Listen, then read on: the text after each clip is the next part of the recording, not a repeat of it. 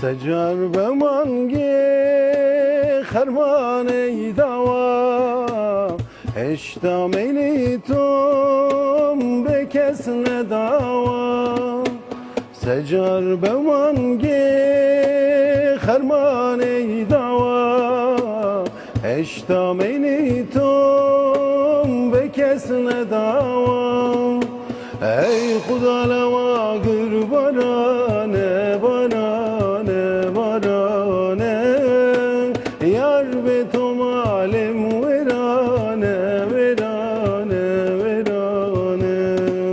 ای خدا لوا قربانه بارانه بارانه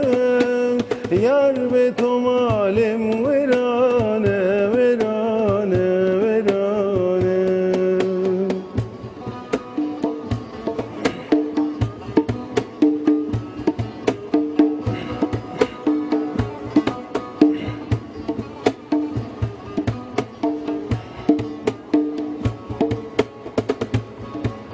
هیدات هی بداد کس دیار نیه کس bu derdi kez ağadar niye Heydat hey bedat kes diyar niye kes bu derdi kez ağadar niye Ey kuda leva barane barane barane Yar be to malim verane verane verane Ey kuda leva barane barane barane Yar be to malim verane verane verane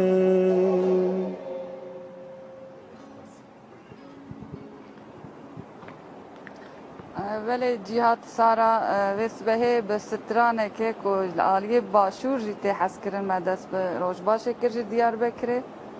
بله گلک سپاس گلر بوتا و بوم میوانتا هر سی میوانتا لدیار بکری براستی دنگ و گلک خوش بون ادیو صبح براستی روز باش خمراندن